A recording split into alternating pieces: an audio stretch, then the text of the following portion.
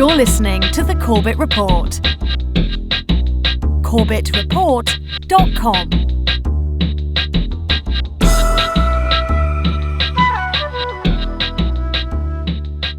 Welcome, ladies and gentlemen, welcome to another edition of the Corbett Report. I'm your host, James Corbett of CorbettReport.com, coming to you as always from the sunny climes of Western Japan, here on this 31st day of May, 2013. Welcome to episode 269 of the Corbett Report podcast, Beyond Bilderberg. Well, it is the end of May, and that can only mean one thing for adherents of the alternative media. It is almost time for the annual Bilderberg meeting. And of course, we do cover the Bilderberg meeting every year here on the Corbett Report, and every year I feel the need to add the caveat for new listeners, of whom there are more tuning in every single day, that the Bilderberg conference is probably something that you've never heard of before if you have hitherto been trapped in the mainstream media matrix. And so I often will exhort people to go and find out more information about the Bilderberg conference, first and foremost, of course, by checking out the archives of CorbettReport.com for our previous work on this annual meeting.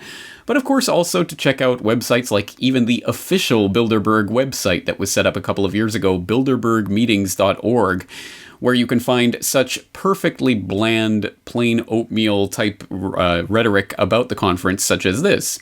Quote, "In short, Bilderberg is a small, flexible, informal, and off-the-record international forum in which different viewpoints can be expressed and mutual understanding enhanced. Bilderberg's only activity is its annual conference. At the meetings, no resolutions are proposed, no votes taken, and no policy statements issued. Since 1954, 59 conferences have been held. For each meeting, the names of the participants as well as the agenda are made public and available to the press," end quote. Which makes it sound like a boring, blasé tea and crumpets in a five-star resort that really just go to sleep, everyone. It's not worth bothering your pretty little heads about.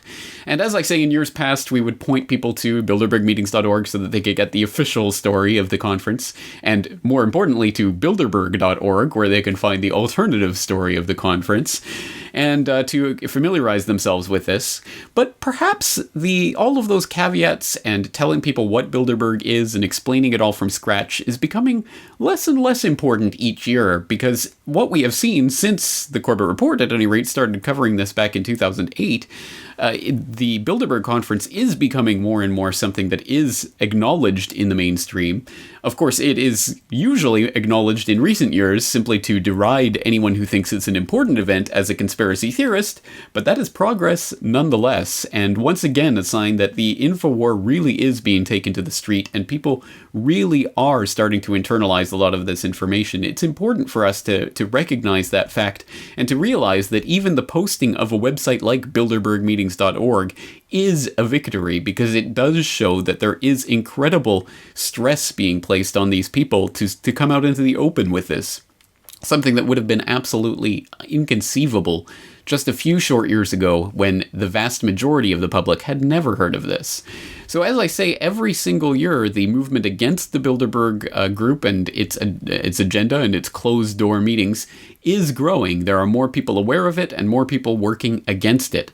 And although this year we did lose one of the giants of the anti-Bilderberg movement, Jim Tucker, who did pass away, even with that loss, the movement is still growing and getting stronger and stronger seemingly by the day, so that this year there is an incredible wealth of information out there on the internet for anyone interested enough to simply type Bilderberg 2013 into a startpage.com search engine or to the YouTube search engine or what have you, to find more information, all sorts of information, including general documentaries designed to introduce the group to the general public, activists filming themselves taking a walk around the site of this year's Bilderberg conference, which will be held in Watford in the UK, coming up at the beginning of June here, and being almost arrested for their troubles in the process.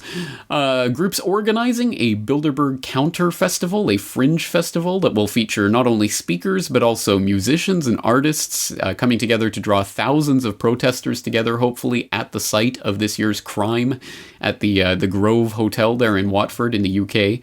Groups like We Are Change continuing to ask the politicians and political puppets, the hard questions about their involvement in Bilderberg Group and filming them as they scurry away like cockroaches from a bright light, and even MEPs raising the issue of the Bilderberg Conference in the European Parliament.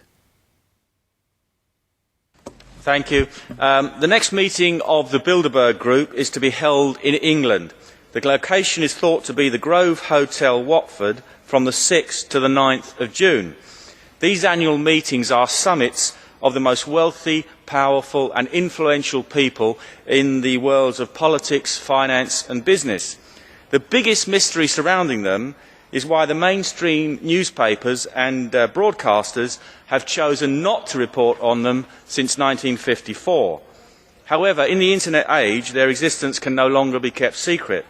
I've written to all the mainstream press and TV in the UK, asking them if they intend to report on this meeting, and if not, why not. I have also submitted a Freedom of Information request to the Hertfordshire Police Commissioner, asking on what basis the policing is being provided and who is paying the bill. I am very much looking forward to the responses. It was founded in the early 1950s by 4 people: Prince Bernhard of the Netherlands, Dr. Joseph Reitinger, Dennis Healey and David Rockefeller. Prince Bernhard is a royal from the Netherlands. He once received a $1.1 million bribe from Lockheed to ensure that the Lockheed F4104 would be bought instead of the French-made Mirage 5. It was a very large defense contract. Dr. Joseph Reitinger was a man known to be incredibly well connected in the political sphere in the early part of the 20th century. He was a driving force behind the formation of the European movement, which led to the European Union, and he was a strong supporter of NATO, the North Atlantic Alliance of countries which has a military wing. The 2 other key people in the initial conference held in the Netherlands was Dennis Healey, a former member of the British Parliament, and David Rockefeller, a very powerful American banker. There is no official delegate list for the first ever conference in 1954, but the ones built by journalists and bloggers show a list of people who were predominantly politicians, with the occasional banker and industrialist. What started out as a private political project is now, as Will Hutton put it, a gathering of the high priests of globalization. Attendees have included Bill Clinton, David Rockefeller, Tony Blair, Gordon Brown, Angela Merkel, Rupert Murdoch, Henry Kissinger, influential senators, congressmen and parliamentarians, Pentagon and NATO brass, and members of European royalty. The Bilderberg Group are the people who actually sit on the steering committee, and when you add the companies they represent, the steering committee looks like a who's who of international capitalism. The Bilderberg Group send out invitations, and every year around 130 people meet. You cannot buy your way in, you have to be invited. Delegates can't bring their wives or girlfriends or husbands.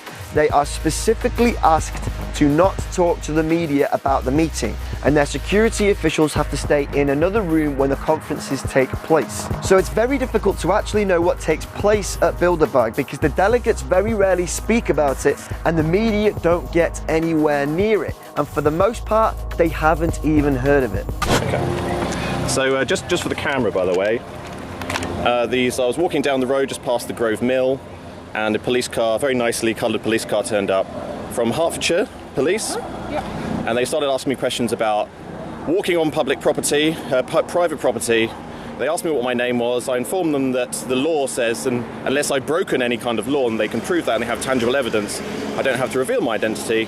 And now you're up to speed. He's going to question me further. Go. Right. So, can you give me your name? Right, so I can carry out some checks to see if you are known to the police. Okay. Am I obliged to give you my name? You're not obliged to. Okay, so it's a request. At this moment in time, it's starting to heighten my suspicion. Of course, but you cannot. To hide you see, they're actually. This is all in the wording of the law. You cannot use the suspicion of me wanting to maintain my rights as suspicion of guilt of something. That is all written in the law. But if you're, as you say, a sovereign member of the community and what have you, what objection have you got? I'm quite happy to give you mine. Well, it's International Press Freedom Day today, and talking of which, the NATO zone Bilderberg power elite come to Hertfordshire in June. Let's hope there's a little bit of coverage for it in the British mainstream press. There's only two things to do: arrest all these Bilderbergers for war, crimes and fraud, or to party. But it looks like the latter will be what's happening this year. I'm proud to say there's going to be an absolute first here in Britain. It's called the Bilderberg Fringe Festival, an imaginative way of protesting against the world's most powerful criminal cartel, founded by a Nazi SS officer, Prince Bernhard of the Netherlands, and chaired by him for 20 years. The Bilderberg Conference brings together the arms manufacturers, bankers, royalty and industrialists that control almost all the money in the Western world, and they want to use it to make some more, whoever gets in their way. But this year they face a new and dangerous foe, the British musicians and comedians headlining at the Bilderberg Fringe. Now, it's all taking place near their Hertfordshire Conference Centre on the second weekend in June. Now, as I say, there has been a flowering of awareness of the existence of the Bilderberg Group in recent years, and that flowering has only been accelerating in recent months with the build-up to Bilderberg 2013, so that it really is reaching further than ever out into the sphere of the public consciousness. And attended upon that flowering of awareness is also the flowering of the anti-Bilderberg sentiment, with more and more protesters heading to Watford this year to join the ranks of those standing there bearing witness to the criminal acts taking place behind the closed, locked doors of the Bilderberg Group, completely in contravention to what the group says about itself on its bilderbergmeetings.org website, where they say it's a non-policy setting event and that everything that they talk about is made public in press releases after the event, etc., etc. Of course, we know that not to be the case. We know that high-ranking members of the group, including Willie Clays, has talked about how agendas and policies are set at the Bilderberg Group every year. And we know that the former head of the European Union has come out and admitted that the euro was first formulated and really hashed out at the Bilderberg Group, etc., etc., etc. We know that high-ranking members of the American government, of the British government, of other governments have made their star debuts at the Bilderberg Conference, and that really made their political careers, including Bill Clinton, who attended in 1991, the year before earning the Democratic presidential nomination, and Tony Blair, who attended shortly before becoming Prime Minister of Britain, etc., etc. We know all of these documented facts that show that there is a reason that we need to keep our eyes on the Bilderberg Group.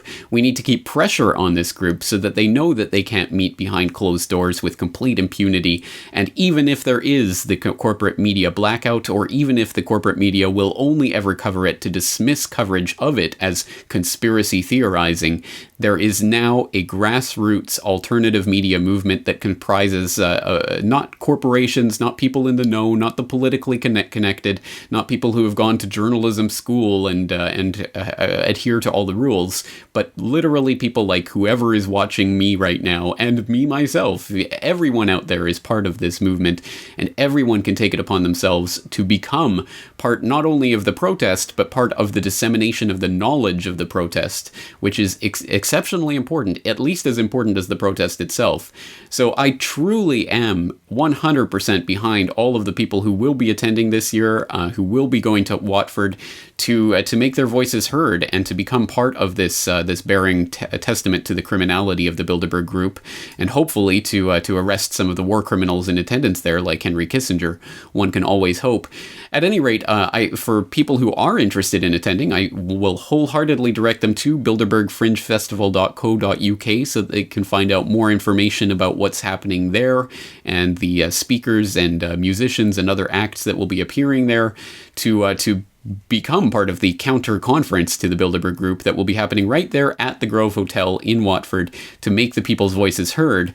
Or will it be happening? Well, there's still conflicting reports coming out about what kind of police actions are going to be taking place at the conference this year, whether protesters will be allowed anywhere near the front entrance, or if they are near the front entrance, whether everyone will be coming in the rear entrance, etc., etc. There's all sorts of conflicting reports coming out, and the latest is that the Bilderberg Fringe Festival application has been rejected by the Watford Council at Castlebury Park. So For the latest on that, I would suggest people go to the Watford Observer at watfordobserver.co.uk/news, and that will have all of the latest information about what's happening there and whether the festival is a go, and if so, where and when and how it will be taking place, etc., as well as, of course, as the Bilderberg Fringe Festival website. Now, of course, once again, all of this is exceptionally important. It is a sign that we are winning, that there is more and more attention being placed on the Bilderberg group, and this is a good thing, and I'm 100% supportive of it, and I myself will be hopefully putting out a video next week about the Bilderberg 2013 conference, and hopefully getting some follow-up interviews for the Corbett Report website with some of the people who will be in attendance there at the Fringe Festival and at the protest. But having said all of that, I think once again, it's important for us to step back for a moment and to reflect on what's happening now as more people are becoming aware of the Bilderberg Conference. Because I think we should always be second-guessing our own strategies, tactics, and information. And it seems to me that if everyone is putting all of their eggs in the Bilderberg basket, it means that there are other places where very similar types of meetings and conferences and events and behind-closed-door secret dealings can be going on without so much scrutiny.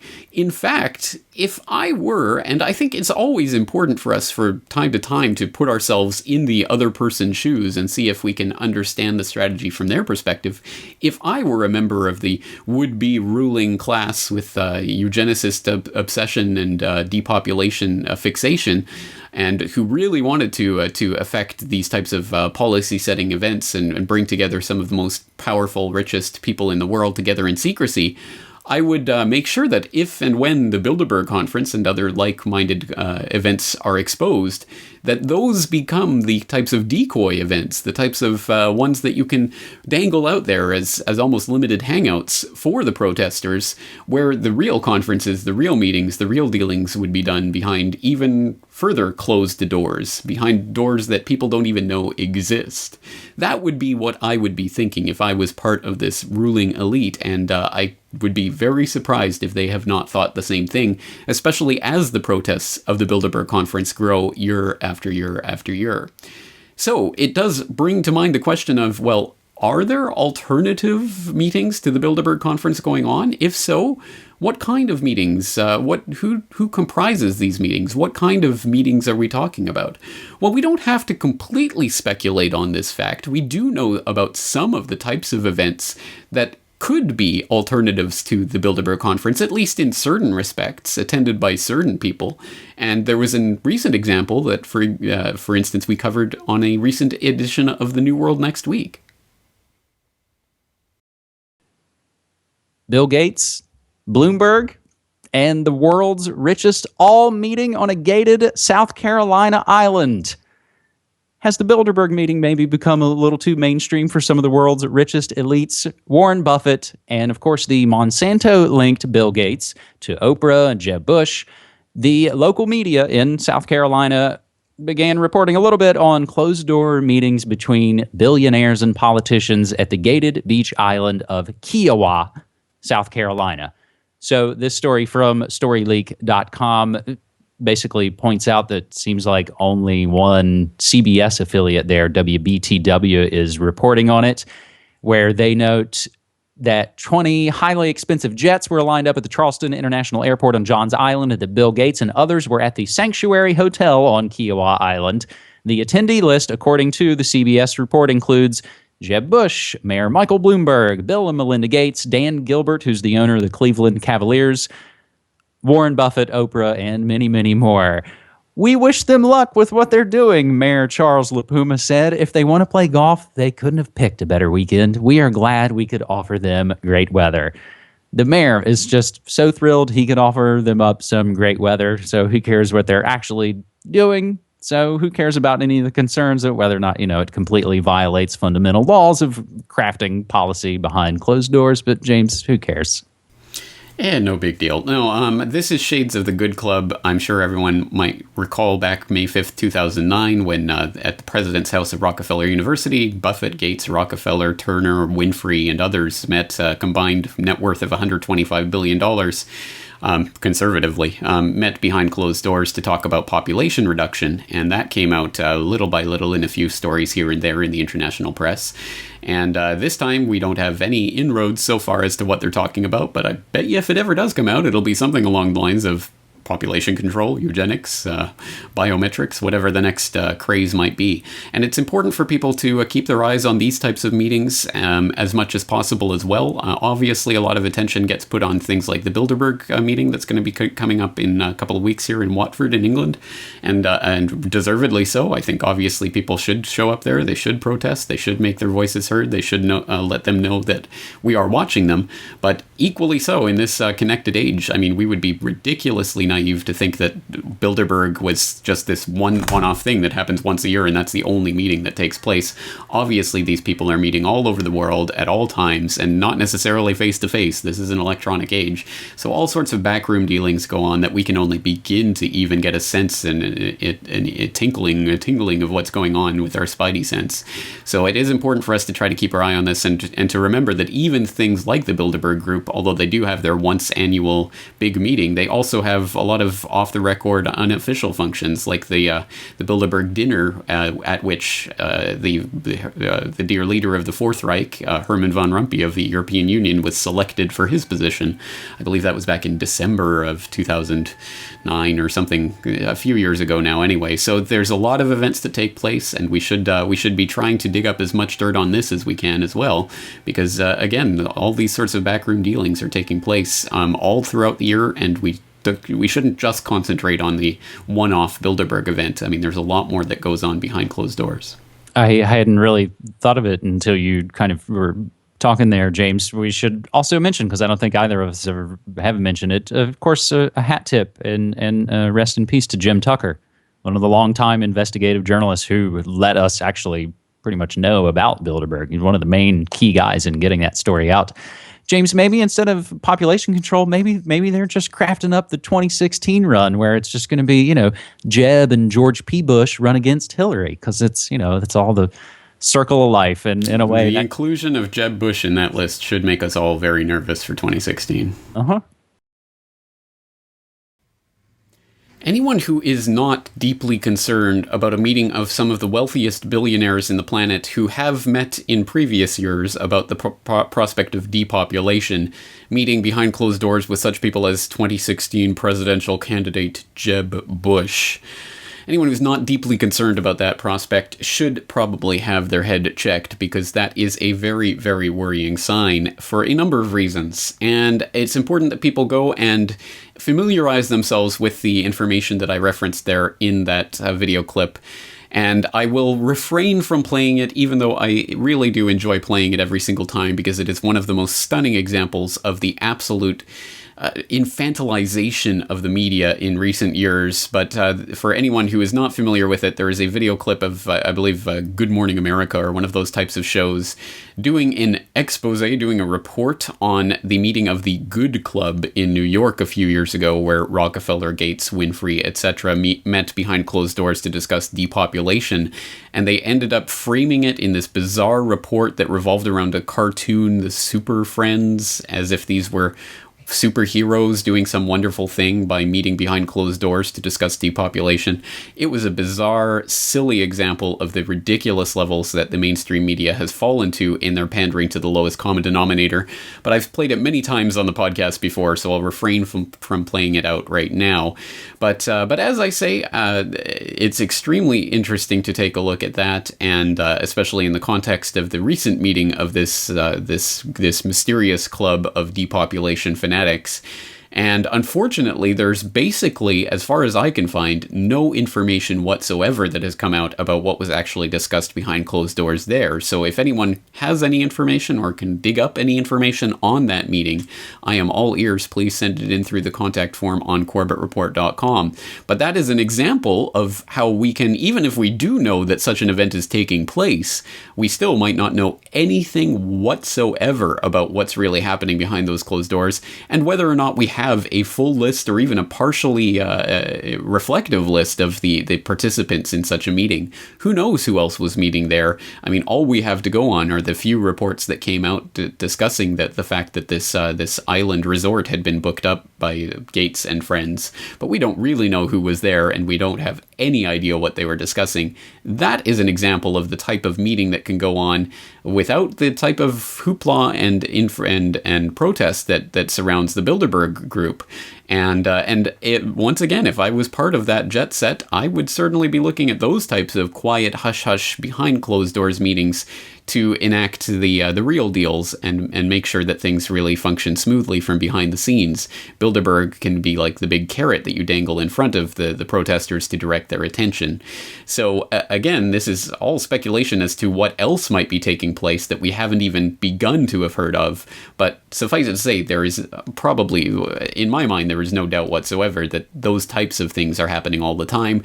And especially now in this information age, they don't need to physically meet in order to meet. So again, we really have no idea what's going on. I think the point is to direct people towards the secrecy. And again, I think Bilderberg is a good way of directing people towards that. But we have to also, I think, broaden our understanding of how these types of meetings work and the types of networks that can form, not necessarily around a specific group, a specific meeting, a specific setting of specific individuals. It can be loose associations of interlocking networks of groups that might have certain affiliations on certain issues that might differ on other issues. It doesn't have to be one total, monolithic, all-seeing conspiracy of people who direct every single event. It can be networks of individuals who come together at the right times, in the right places, for the reasons that will set their agenda on the right path forward. And that, in many ways, is a much, much more insidious conspiracy to confront, because it's much more difficult to even identify, even to name such a group would be impossible, because it isn't a group. It's an amorphous grouping of people who come together as they see fit on those agenda issues that they want to move further down the political football field. That is an extremely difficult thing to confront. So that is something that I think we need to start looking into a little bit more closely.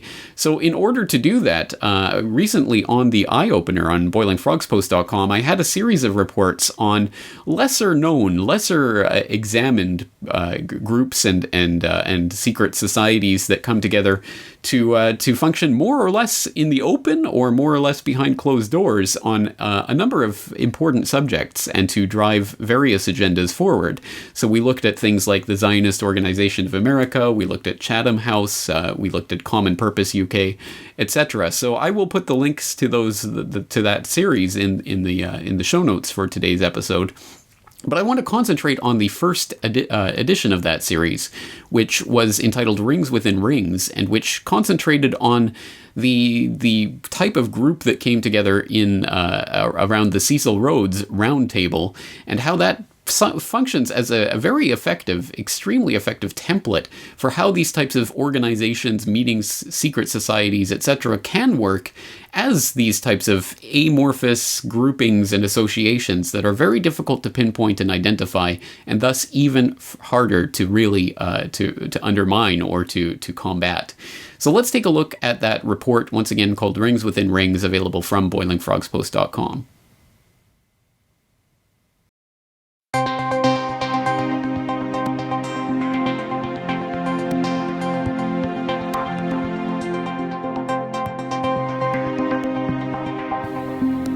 Welcome. This is James Corbett of the Corbett Report with your eye-opener report for boilingfrogspost.com. The idea that global politics is directed by a small group of well-connected elite has long been decried as conspiracy theory by the establishment and their media outlets. As listeners to the most recent Corbett Report podcast will know, however, this idea is now openly discussed and acknowledged by those very figures that once sought to deride it. You mentioned something earlier that you've done that comes up right in the spot that you're sitting many times by our callers across the country, and that is a suspicion that there is a conspiracy afoot through the Trilateral Commission and the Council on Foreign Relations. You ran the Trilateral Commission for how long? About 3 years, I think. something like that, 3 years. Not only did I run it, I helped to found it and organize it with David Rockefeller. So if any of our viewers are conspiracy-minded, here is one of the conspirators. They call it coordination of regulation.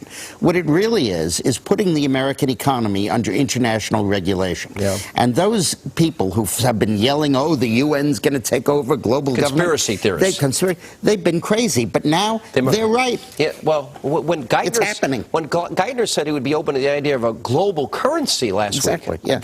Those conspiracy people had said and suggested that for years. Right. You're not wrong. The reality is it's not conspiracy. What brings this group its power is that very often these very different, very diverse people find that their interests align.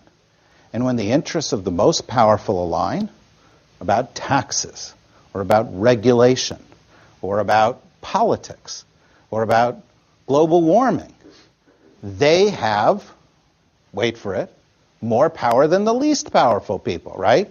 And there is a multiplication that comes from the networks that connect them together. And so this is, an extremely important component of their power. In fact, while these types of admissions may be new in our current socio-political context, they have been well known, well understood, and widely promulgated by respected statesmen and scholars for centuries. In a letter to George Snyder on October 24, 1798, first U.S. President George Washington warned that the doctrines of the Illuminati had spread in the United States, adding that the notion that members of secret societies were trying to separate the American people from their government is too evident to be questioned. In 1828, the Anti-Masonic Party became America's first third-party political grouping. The party was formed after the murder of Freemasonic whistleblower William Morgan. The Morgan affair ignited anger in a public that was becoming weary of Masonic influence over their society, and the Anti-Masonic Party was surprisingly popular in the 1828 elections, introducing the concept of nominating conventions and political platforms to U.S. electoral politics. In his 1913 book, The New Freedom, President Woodrow Wilson, whose presidency saw the introduction of the Federal Reserve, the first income tax, and the proposal for the League of Nations, wrote, "Some of the biggest men in the United States, in the field of commerce and manufacture, are afraid of somebody, are afraid of something. They know that there is a power somewhere so organized, so subtle, so watchful, so interlocked, so complete, so pervasive, that they had better not speak above their breath when they speak in condemnation of it." One of the most scholarly treatises on this subject in the 20th century came from the pen of Georgetown scholar and respected historian Carroll Quigley. An influential political scholar whose students included the likes of Bill Clinton, Quigley wrote extensively about the organizations controlling world politics from behind the scenes and the methods they used to achieve their goals in works like The Anglo-American Establishment and Tragedy and Hope. As researcher and author G. Edward Griffin explains, Quigley outlined how these secret organizations direct world politics by creating a network of interlocking organizations able to influence policymakers and decision-takers around the world. The structure that Cecil Rhodes created, and remember this is all described primarily by Professor Quigley, was outwardly modeled after the Jesuit order. That's right. I was surprised to read that. The Jesuit order? Quigley was a great admirer of the structure of the Jesuits, and he decided to model his secret society after that structure. But at the deeper level, it was clear that he borrowed the structure from the Illuminati. And now everyone knows that the Illuminati existed at one time. It was created in 1776 by Adam Weishaupt, but shortly thereafter it was exposed in Bavaria. The police raided it, they arrested its members, they discovered its ledgers and its books and its papers, which is why we know so much about them. They're part of the public record now. We know what the Illuminati was trying to do and how they were structured and how they organized and so forth. And so that's part of the record, but we are told that the Illuminati ceased to exist after that date. I think it probably did. But whether it did or not, certainly others, like Cecil Rhodes, picked it up. They picked up the concept I don't know if there's a historical continuity back to Adam Weishaupt. I don't think it makes an awful lot of difference when we realize that there are people like Cecil Rhodes who read Adam Weishaupt's work and said, hey, this is a good idea. Let's use it. And that's basically what Cecil Rhodes did. He adopted the strategy that Weishaupt created of, he called it rings within rings within rings. That means that the center of the secret society would be run by one individual with perhaps a little brain trust around him of 2 or 3 people. They would be the absolute rulers of this whole structure. Then they would create around them a ring, as they called it, a larger organization, which they would dominate. They would control it absolutely from the center. But the other members who were recruited into this larger organization would not be allowed to know that there was an inner control and direction. They were brought in for a lesser view of the whole purpose. And that was the outer ring, and that might be 20, 30, 50 people, maybe 100 people. And then outside of that, there would be a larger ring, another organization created with hundreds of people, perhaps thousands of people.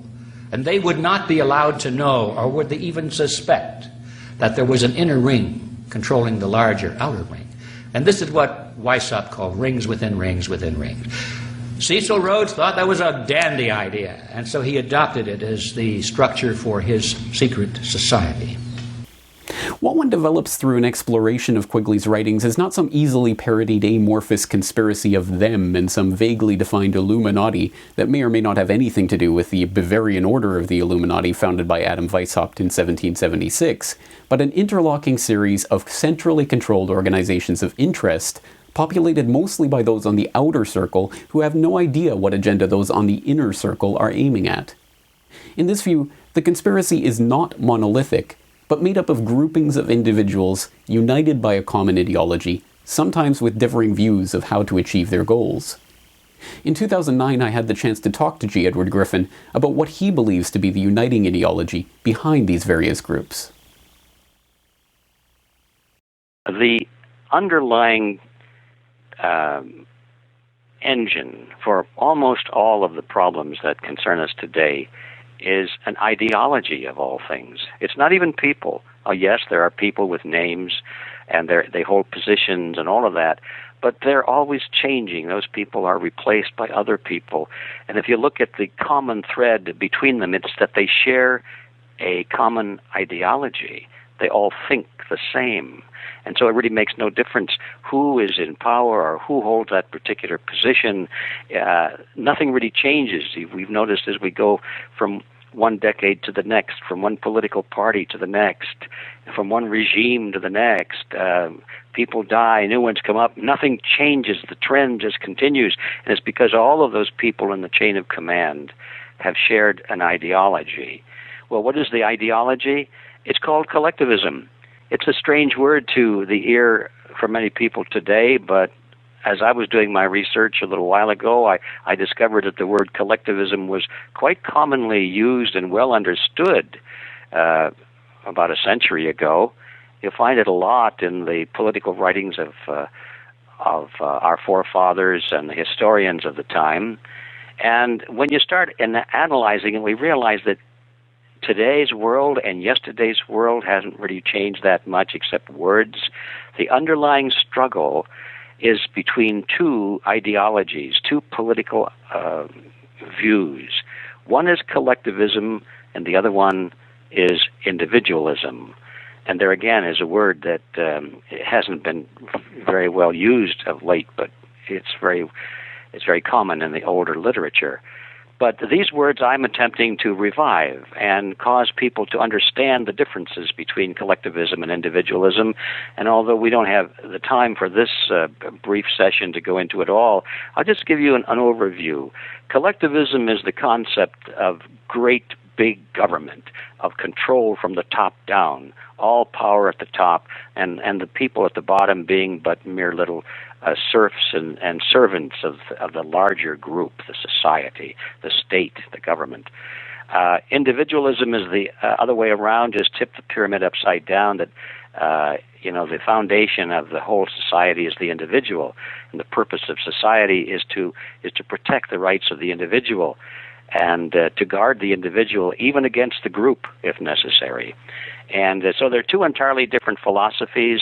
The underlying philosophy of collectivism is that the group is more important than the individual, and that the individual must be sacrificed if necessary for the greater good of the greater number. If we are to find the organizing principle of these interlocking societies in the philosophy of collectivism and the quest for world government, the obvious question is, who are these people and what organizations are part of this conspiracy? For those with even a slight acquaintance with this subject, there are obvious and well-known examples. The Council on Foreign Relations, the Trilateral Commission, the Bilderberg Group. In this series of eye-opener reports, we will examine some of the lesser-known groups that constitute part of this system of rings within rings. The Royal Institute of International Affairs, the Canadian Council of Chief Executives, Common Purpose UK. Meanwhile, it's important to note that this conspiracy is not the monolithic, all-seeing, all-knowing, all-powerful cabal that controls every event in the world, however much those in positions of genuine political power would like the public to see them in that light. Instead, they are people motivated by a shared goal who are privy to all of the common failings of organizations: insularity, hubris, infighting, irrationality. As such, it is also important to note that just because a small number of people currently wield enormous power in world politics does not mean that it necessarily has to be so. Instead, an informed, engaged, motivated, and active citizenry must be organized to counter this conspiracy, and it must do so by refusing to be intimidated by conspiracy theory labels or other cheap rhetorical tactics, and deal with the facts as they present themselves. This video is brought to you by the subscribers of BoilingFrogsPost.com. For more information on this and other topics, please go to BoilingFrogsPost.com. For more information and commentary from James Corbett, please go to CorbettReport.com. Well, I hope at any rate that the spirit and the intention of today's episode is not lost on the audience, namely that it is important that we do have an anti-Bilderberg movement, but of course the anti-Bilderberg movement cannot simply stop at Bilderberg, content to wait another year in order to protest these people once again. I think we need to take cues more from people like We Are Change that are confronting individual members of this network at every single possible opportunity. And for an excellent example of that, I would refer people to the recent confrontation with Henry Kissinger, which we'll be talking about and examining in more depth in an upcoming episode of this podcast. But once again, some excellent work that's going on in all corners of the alternative media sector, exposing these players on this global stage. And it is exceptionally important that this work continues and that it doesn't just end at Bilderberg, and that people don't dust their hands after the Bilderberg conference wraps up and waits for the next year's conference to begin again. I think we have to be aware that this agenda is unfolding 365 days a year and 366 in leap years. So on that note, I would direct people once again to my conversation on the Mind Renewed, talking about world government and the real agenda behind it, if they want a really in-depth and interesting conversation on these topics. I think I couldn't recommend that particular interview highly enough. So I will put the link to that in the show notes. And for people who are still interested in more about Bilderberg, there's, again, all sorts of information coming out. So I'll put in some more links as well in the show notes for today's episode, including a link to a forthcoming Daniel Estulin documentary that's currently being worked on about Bilderberg. And again, please keep in touch with not only CorbettReport.com, but of course the rest of the alternative media for more information about Bilderberg 2013 as, when, and if it starts coming out. So on that note, I think we'll leave it there for today. Once again, if you have any ideas for some of the groups that might be functioning as the real meat behind the Bilderberg facade, please let me know. I'm all ears. Once again, at the Corbett Report contact form, corbettreport.com/contact. And on that note, I will leave it there, but I would also like to very much wholeheartedly thank Keith from ParadigmShift.tv for the production of brand new graphics for this vodcast. So for people watching the video, you'll notice the new logo and design. That's all from Keith at ParadigmShift.tv. Once again, ParadigmShift.tv is playing the Corbett Report and New World Next Week, etc. on Sky Channel 251, I believe. You can check ParadigmShift.tv for the details on that. But once again, a wholehearted thanks to Keith for the production of those graphics and for ParadigmShift.tv for relaying this message. And on that note, we're going to leave it there for this week. I am James Corbett, thanking you for joining me and asking you to join me again next week for another edition of the Corbett Report. Eugenicist scum, you won't set world policy, you won't control our web, we detest internet IP, and we are changes here, so let's all give a cheer for Mark Dice, Jim Tucker, and everyone else who is standing right here, Occupy. The Corbett Report is brought to you by you. Your support makes the Corbett Report possible. Sign up for the subscriber newsletter or purchase a DVD at corbettreport.com/support.